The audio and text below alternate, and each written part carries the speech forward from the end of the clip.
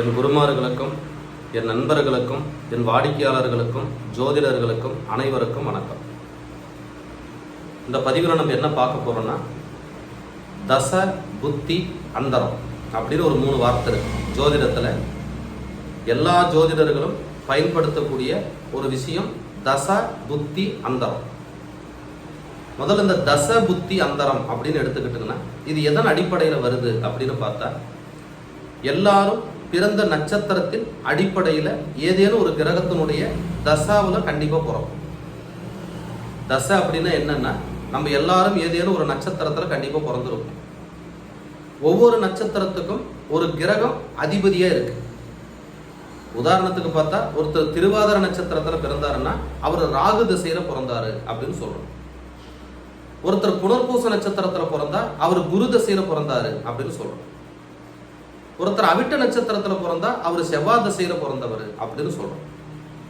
அப்படி எல்லாரும் அவங்கவங்க பிறந்த நட்சத்திரத்துக்கு ஏதேனும் ஒரு கிரகம் தசா புத்திநாதர்களா இருப்பாங்க.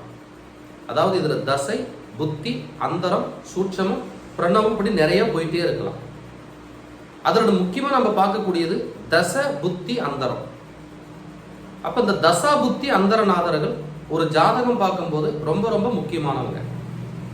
எல்லா ஜோதிடர்களும் தசா புத்தி அந்தரம் இல்லாம பலன் சொல்றதில்ல. அப்ப இந்த தசா புத்தி அந்தரத்தை ரொம்ப முக்கியமா பார்க்கக்கூடிய ஒரு விஷயம், அதை எப்படி ஜோதிடத்தில் அணுகுறாங்க அப்படின்னு பார்த்தா, நம்ம பிறந்த நட்சத்திரத்தின் அடிப்படையில ஒவ்வொரு கிரகத்தினுடைய தசையும் அடுத்தடுத்த தசாநாதர்களா வருவாங்க. அப்போ ஒரு தசை 9 தசை இருக்கு, கிரகங்கள் 9 இருக்கு. 9 கிரகத்திலையும் 9 புத்தி இருக்கு. 9 புத்திலையும் 9 அந்தரம் இருக்கு. தசைகள் 9, தசையில புத்தியும் 9, புத்தியில அந்தரம் 9. அப்படி எல்லாமே 9 பிரிச்சுக்கிட்டு போறோம். 9 கிரகங்கள் இருக்கிறதுனால நம்ம இதை 9 பிரிக்கிறோம். தசை 9, தசையில புத்தி 9, புத்தியில அந்தரங்களும் 9. அதுல எல்லா ஜோதிடர்களும் பார்க்கக்கூடிய விஷயம் தச புத்தி அந்தரம். அதுல ஒரு சிலர் அந்தரம் வரைக்கும் போறதில்ல, ஒரு சிலர் அந்தரத்தையும் கண்டிப்பா பார்ப்பாங்க. அப்ப இந்த தசா புத்திநாதர்களுடைய வேலை என்ன அப்படின்னு பார்த்தோம்னா, நம்ம பிறந்த ஜாதகத்தின் அடிப்படையில் நம்ம எந்த ஒரு ஜாதகம், எந்த ஒரு கிரகமைப்பில், எந்த ஒரு லக்னத்தில் பிறந்திருந்தாலும் நம்ம பிறந்த ஜாதகத்தின் அடிப்படையில் எந்தெந்த காலகட்டத்தில் நம்ம என்ன அனுபவிக்க போறோங்கிறத இந்த தசபுத்திநாதர்கள் தான் சுட்டி காட்டுவாங்க. ஒரு உதாரணத்துக்கு சொன்னா, ஒருத்தருக்கு எப்போ திருமணம் நடக்கும் அப்படின்னு கேள்வி கேட்கறாங்க அப்படின்னா, 7ஆம் இடத்துல நின்ற கிரகம், 7ஆம் அதிபதி, 7ஆம் இடத்தை பார்த்தவர்கள், இந்த 3 பேரை கண்டிப்பா பார்ப்பாங்க. 7இல் கிரகம் இருந்தா நின்ற கிரகம், 7இல் கிரகம் இல்லைன்னா 7ஆம் அதிபதி, 7ஆம் இடத்து அதிபதி இல்லை எங்க இருக்கிறாருன்னு பார்க்கிறோம், 7ஆம் இடத்தை யாரு பார்க்கறாங்க அப்படின்னு பார்க்கிறோம். அப்ப 7இல் நின்றவர், 7ஆம் அதிபதி, 7ஆம் இடத்தை பார்த்தவர்கள், இந்த 3 பேருடைய தச புத்தி அந்தர காலத்துல ஒருத்தருக்கு திருமணம் நடக்கும் அப்படிங்கிறது ஜோதிட விதி.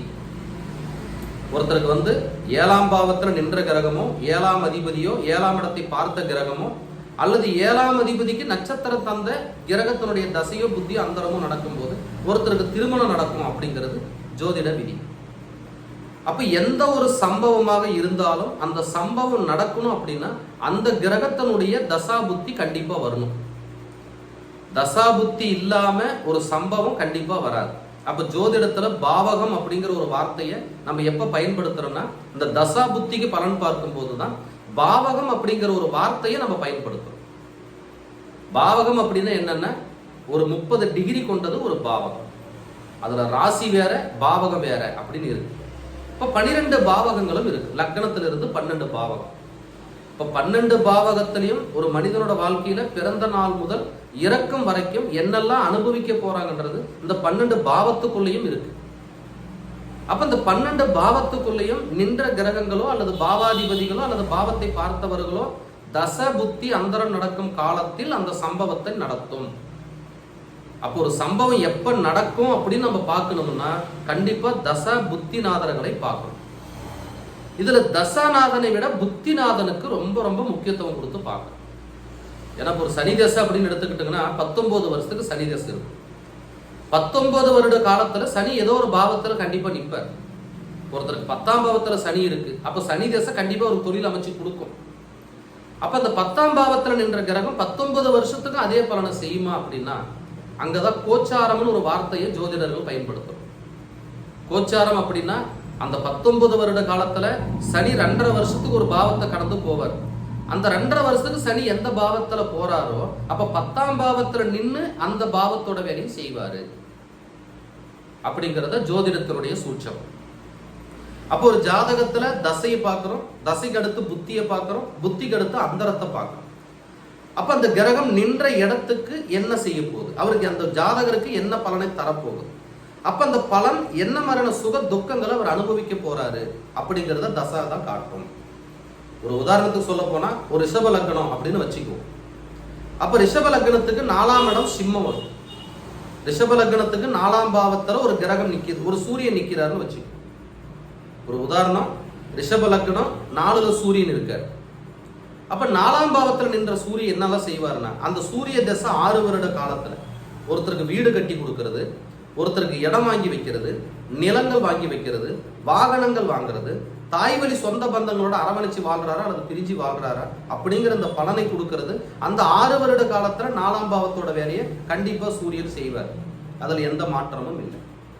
அப்ப 4ஆம் பாவத்துல இருக்கிற சூரியன் 6 வருஷத்துக்கும் ஒரு பலனை கொடுப்பார் அப்படின்னா, அந்த சூரியன் கோச்சாரத்துல ஒவ்வொரு மாதத்துக்கு ஒரு பாவத்தை கடந்து போகும். உதாரணத்துக்கு 4ஆம் பாவத்துல சூரியன் நிக்கிறாரு, கோச்சாரத்துல அவர் 6ஆம் பாவத்துல போறாருன்னு வச்சு, ஒரு ரிஷப லக்னம் 4ஆம் பாவத்துல சூரியன் நின்று திசை நடத்துது. அந்த சூரியன் கோச்சாரத்துல 6ஆம் பாவத்துல ஒரு துலா ராசியில போறாரு. அப்ப கடன் இல்லாம அவர் வீடு கட்ட முடியாது. ஒரு வட்டிக்கு கடன் வாங்குறதுனால கண்டிப்பா ஒரு வீடு கட்டுவார், அல்லது வீடு கட்டுறதுனால அவருக்கு கடன் ஏற்படுங்கிறத நம்ம ஜாதகம் பார்த்த நாள் அந்த சம்பவத்தினால என்ன நடக்குதுங்கிறத கோச்சாரம் தான் சொல்லும். தசாநாதர் நின்ற வீட்டு வேலையை கண்டிப்பா செய்வார், அதுல எந்த மாற்றமும் இல்லை. அப்ப அந்த தசாநாதனோ புத்திநாதனோ கோச்சாரத்துல எந்த பாவத்துல போறாரோ அந்த பாவத்தோட வேலையை நின்ற பாவத்தின் மூலம் வெளிப்படுத்துவார். அப்ப ஒருத்தருக்கு 4ஆம் இடத்துல சூரியன் நின்று திசை நடத்துறாருன்னா அவர் வீடு கட்டுவார். அதே சூரியன் 6ஆம் பாவத்துல கோச்சாரத்துல போகுதுன்னா கண்டிப்பா அந்த ஜாதகர் கடன் இல்லாமல் வீடு கட்ட போறதில்லை, அல்லது வீடு கட்டுற காலத்துல சில வில்லங்கங்களோ சண்டையோ சச்சரவுகளோ கண்டிப்பா ஏற்படுத்தும், அல்லது வீடு கட்டின பிறகு அந்த ஜாதகருக்கு உடல் உபாதைகளோ நோயோ கண்டிப்பா வரும்.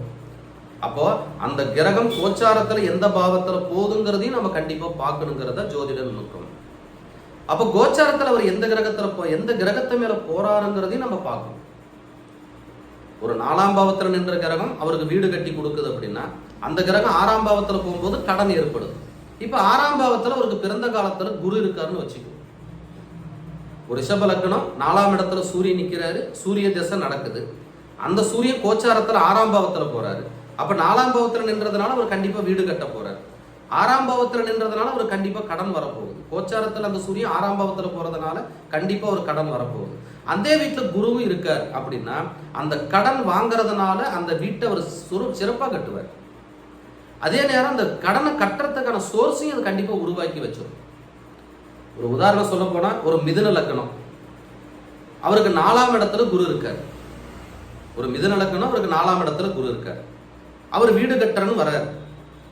அப்ப கோச்சாரத்தில் அந்த கிரகம் லக்னத்திலே போயிட்டு அவர் வீடு கட்டுறதுன்னு முடிவாயிடுச்சு.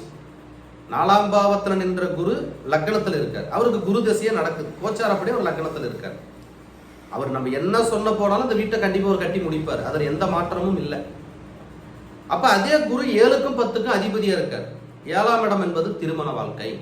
இந்த ஜாதகர் வீடு கட்டுவார், வீடு கட்டினதுக்கு பிறகு தொழில் அமையும், வீடு கட்டினதுக்கு பிறகு திருமணம் அமையுங்கிற வார்த்தையை சொன்னா சரியா இருக்கும். அந்த குரு கோச்சாரத்துல மிதுனத்துல இருக்கிற காலம் வரை அந்த ஜாதகர் வீடு வேலையை முடிப்பார், ஒரு திருமணத்துக்கான முயற்சி எடுப்பார், அல்லது ஒரு கூட்டு தொழிலோ கூட்டு சம்பந்தமான வேலைகளும் செய்வாரு. அதே நேரத்தில் அவருக்கு 10ஆம் அதிபதி குருவாக்குறதுனால அவருக்கு தொழிலையும் அது கண்டிப்பா அமைச்சு தரும். ஒரு மிதுன லக்ன ஜாதகம் நம்ம எடுத்துக்கிட்டோம், அந்த மிதுன லக்னத்துல பிறந்த காலத்துல 4ஆம் பாவத்துல குரு இருக்கார். அப்ப அந்த குரு திசை அவருக்கு நடக்குது. அந்த குரு தசை 16 வருஷத்துல இப்ப அவருக்கு வீடு கட்டணுங்கிற எண்ணத்தை உருவாக்குது. ஏன்னா லக்னத்துல கோச்சார குரு இருக்கார். அதே நபருக்கு 7ஆம் அதிபதியும் குருவா இருக்கார். அந்த குரு திருமணத்தையும் செய்து வைக்கும். அதே குரு 10ஆம் அதிபதியாவும் இருக்கார். அவர் கண்டிப்பா வீடு கட்டின உடனே ஒரு தொழில் அமைச்சு கொடுக்குற வேலையும் செய்யும். அப்ப ஒரு கிரகம் தன் நின்ற வீட்டு வேலையும் செய்து தன் சொந்த வீட்டு வேலையும் அது கண்டிப்பா செய்யும். அப்ப 7லயோ 10லயோ ஒரு கிரகம் இருந்தா அந்த கிரகத்தினுடைய பாவக வேலையை அந்த குரு செய்ய மாட்டார். மிதுன லக்னத்துக்கு 4ஆம் இடத்துல குரு இருந்து வீடு கட்டுறார். ஒரு 7ஆம் இடத்துல இருந்தா அவர் திருமணத்தை செய்ய மாட்டார், தொழில் அமைச்சுக்குவார். அப்ப அதை நம்ம பிரிச்சு சொல்றதுக்கும் அது பயன்படுத்தணும். ஒரு கிரகம் ஒரு ராசியில ஒரு பாவத்தில் இருக்குதுன்னா அந்த பாவத்தோட வேலையை நின்ற கிரகம் தான் செய்யும், அந்த பாவாதிபதி கண்டிப்பா செய்ய மாட்டார். அப்புறம் மிதுன லக்னத்துக்கு 4ஆம் இடத்துல குரு இருந்து வீடு கட்டுறாரு. அவர் 7ஆம் இடத்துல ஏதேனும் ஒரு கிரகம் இருந்தால் அவர் திருமணத்தை பத்தி கேட்க போறதில்ல, திருமண முயற்சி எடுக்க போறதில்ல. ஆனா 10ஆம் பாவத்துல கிரகம் இல்லைன்னா அவர் வீடு கட்டின உடனே தொழில் செய்வார், அல்லது வீட்டையும் தொழிலையும் ஒரே இடத்துல வச்சு செய்யலாமாங்கிற கேள்வியோட இருப்பார். ஏன்னா அந்த லக்னத்துல நின்ற கிரகம் அவர் ஒரு விஷயத்தை செய்யறதுன்னு முடிவெடுத்துட்டு தான் வந்து ஜாதகரை பார்ப்பார், ஜோதிடரை பார்ப்பார். அப்ப ஜாதகம் பார்க்கும்போது அந்த கிரகம் கோச்சாரத்துல எங்க போகுதுன்னு நம்ம பார்க்கணும். அதே மாதிரி அவருக்கு பிறந்த காலத்துல மிதுனத்துல என்ன கிரகம் இருக்குது, எந்த கிரகத்து மேல போறாருன்னு பார்க்கணும்.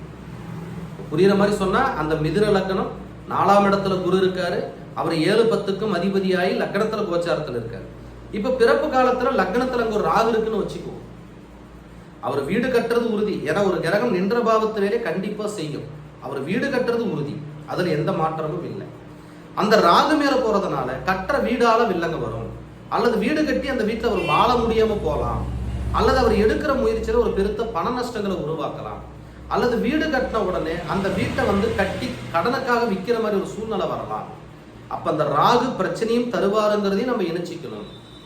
ஒரு கிரகம் நின்ற வீட்டு வேலை செய்யும், கோச்சாரத்தில் அவர் எங்க போறாரோ அந்த பாவத்தோட வேலையும் செய்யும், கோச்சாரத்தில் அவர் எந்த கிரகத்து மேல போதோ அந்த பாவகத்தோட வேலையும் அந்த காரகத்தோட வேலையும் அந்த கிரகத்தோட வேலையும் செய்யுங்கிறது ஜோதிடத்தினோட சூட்சமம். அப்போ ஒரு தசா புத்திக்கு பலன் பார்க்கிறோம் அப்படின்னா அந்த கிரகம் கோச்சாரத்துல என்ன பலத்துல இருக்குது, அந்த கிரகம் பிறப்புல என்ன பலத்துல இருக்குதுங்கிறதையும் நம்ம இணைச்சி பார்க்கும்போது 90% நம்ம சொல்ற பலன் தவறாகிறதுக்கு வாய்ப்பில்லை. அப்போ ஒரு கிரகம் நின்ற நட்சத்திரத்தினோட வேலையும் செய்யுதுங்கிறதும் நிதர்சனமான ஒரு உண்மை. ஒரு கிரகம் ஒரு நட்சத்திரத்தில் நிற்கிது. அதே மிதுன லக்னம்னு எடுத்துக்குவோம். அந்த மிதுன லக்னத்துக்கு 4ஆம் இடத்துல குரு இருக்கார். அவர் 7-10க்கு அதிபதியை கோச்சாரத்துல லக்னத்துல போறார். அப்ப கோச்சாரத்துல அந்த கிரகம் ராகு மேல போயிட்டு இருக்கு. அப்ப அவருக்கு பிரச்சனைகளையும் வில்லங்கத்தையும் கொடுக்க போதுன்னு நம்ம சொல்றோம். அதே குரு பிறந்த ஜாதகத்துல அந்த இடத்துல, அதாவது கன்னி ராசியில 4ஆம் பாவம் போது கன்னி ராசியில வரும், ஒரு சித்திர நட்சத்திரத்தில் இருக்காருன்னு வச்சுக்குவோம். அந்த குரு சித்திர நட்சத்திரத்தில் இருக்காரு. இந்த மிதுன லக்னத்துக்கு 6க்கும் 11 கூடிய செவ்வாய், அந்த செவ்வாய் தன்னோட பிறந்த லக்னத்துக்கு எந்த பாவத்தில் இருக்காரோ அந்த பாவகத்தோட வேலையும் அந்த குரு செய்வாரு. அப்போ ஒரு கிரகம் ஒரு தசாபுத்திக்கான நம்ம பலனை பார்க்கும்போது அவர் நின்ற பாவகத்தை பார்க்கணும், அவர் எந்தெந்த பாவத்துக்கு அதிபதிங்கிறதையும் நம்ம கண்டிப்பா பார்க்கணும். அந்த கிரகம் கோச்சாரத்துல எந்த பாவத்துல போறாருங்கிறதையும் பார்க்கணும். அந்த கிரகம் கோச்சாரத்துல எந்த கிரகத்து மேல, அந்த கிரகத்தோட நட்பு கிரகத்து மேலையா பகை கிரகத்து மேலையா போகுதாங்கிறதையும் நம்ம கண்டிப்பா பார்க்கணும். அந்த கிரகம் பிறந்த காலத்துல எந்த நட்சத்திரத்துல நிக்கிறாரு, அந்த நட்சத்திர அதிபதி எங்க இருக்காருங்கிறதையும் நம்ம பார்க்கணும். அப்ப இத்தனை விதிமுறைகளையும் நம்ம ஜாதகத்தை பார்க்கும்போது நம்ம சொல்ற பலன் 99% தவறுவதற்கு வாய்ப்பில்லை. அப்போ இதுக்கு அடுத்து பரிகாரங்கள் வழிபாடுகள்னு நிறைய விதிமுறைகள் இருக்குது. நம்ம ஒரு கிரகத்தினோட தசாபுத்திகள்னு பார்க்கும்போது இப்படி பலனை ஒரு வரிசை தவறாம பார்த்துட்டு வரும்போது நம்ம சொல்ற பலன் 100% அவங்களுக்கு சரியா இருக்குங்கிறதும் ஜோதிடத்தினுடைய ஒரு சூட்சமம். என்னிடம் ஜாதகம் பார்க்க விருப்பம் உள்ள நபர்கள் என்னோட நம்பருக்கு வாட்ஸ்அப் பண்ணி உங்களோட ஜாதகத்தை வாட்ஸ்அப் பண்ணி உங்க கேள்வியும் வாட்ஸ்அப் பண்ணி முன்பதிவு பெற்று வருவது ரொம்ப சிறப்பு.